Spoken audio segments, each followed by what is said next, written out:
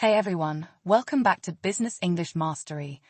I'm Sarah, your guide to leveling up your professional language skills. If you're a non-native speaker aiming to crush it in the corporate world, or just love diving into real-world business topics, this channel's for you. Today, we're breaking down an article from the Financial Times on how globalization is shaking up marketing strategies.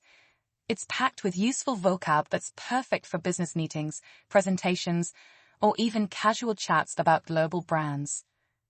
We'll summarize the key ideas, then zoom in on vocabulary takeaways. I'll define them, show examples from the article, and give you tips on how to use them. By the end, you'll sound like a pro discussing international business. If you've ever wondered why Coke tastes different abroad, or why Rolex ads look the same everywhere, stick around. Hit that like button if you're excited, and let's get started. Alright, let's dive into the content. This piece from the Financial Times explains how globalization has transformed marketing. In the past, companies focused mainly on the best way to enter a new market, like how do we break in? But today, the big question is, should we standardize our product across all countries or adapt it to fit local tastes? The article says answers vary hugely depending on the company and product. Take Coca-Cola. They customize their soft drinks for each market. Did you know Coke in Indonesia tastes way different from Coke in the UK? That's adaptation in action.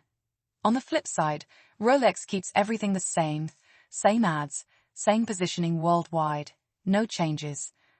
Other companies find a middle ground, a compromise between full customization and total standardization. For car makers, it's impractical to design a whole new car for every country because it's too expensive. Instead, they add country-specific features to differentiate their vehicles, since consumer tastes can vary enormously from one place to another.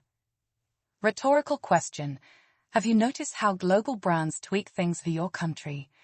It's all about balancing global efficiency with local appeal. This stuff is gold for business English learners because it mirrors real discussions in multinational companies. I'll list out keywords and phrases, define them simply, show how they're used in the text, and give you extra examples. Practice saying them aloud. Repetition is key to fluency. Let's break it down into categories for ease. First, core business terms. Globalization. This means the process of businesses, ideas, and cultures spreading worldwide, making the world more interconnected. In the article, globalization has affected marketing strategies in many ways. Example in a sentence: globalization has made it easier for companies to expand overseas, but it also increases competition. 2. Marketing strategies, plans and tactics companies use to promote and sell products. Article use. Globalization has affected marketing strategies. Our team is revising our marketing strategies to target millennials. 3. Standardize. To make something the same everywhere, like uniform standards. Contrasted in the article, whether it is better to standardize or to adapt a product. Example, we decided to standardize our packaging to cut costs across regions. 4. Adapt. To change something to fit a new situation or market. Article, adapt a product across different markets. Business example, brands often adapt their ads to respect cultural differences. 5. Customize. To tailor something specifically for individual needs or markets. From the text, Coca-Cola has customized its soft drinks to every market. Humor alert: if you customize your coffee order every time, you're basically a barista's nightmare. But in business, it's a smart move. Example, we customize our software for each client's unique requirements. Next, strategy-specific vocab.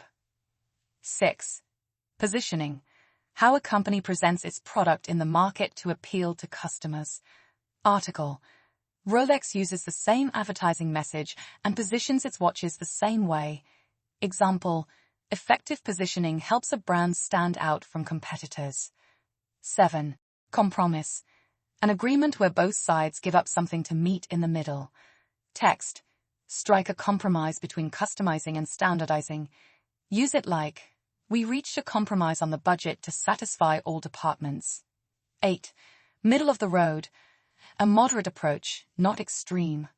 Article. Opt for a middle-of-the-road strategy. Fun example.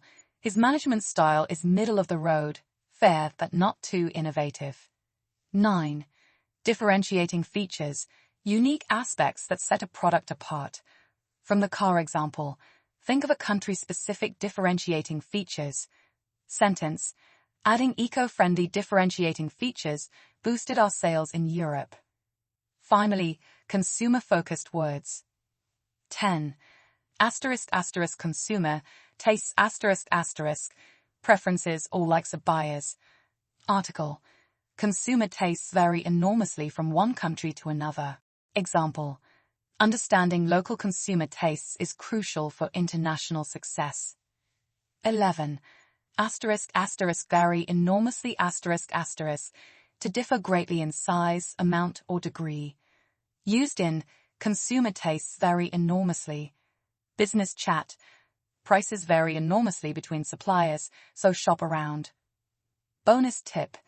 These words often pop up in IELTS or TOEIC exams or job interviews for marketing roles. Try using them in your next English conversation. Maybe discuss your favorite global brand. Section 3. Applying a vocab for business English learners, approximately 1.5 minutes To make this stick, let's apply it. Imagine you're in a meeting. Due to globalization, we need to decide if we standardize our product or adapt it for Asian markets.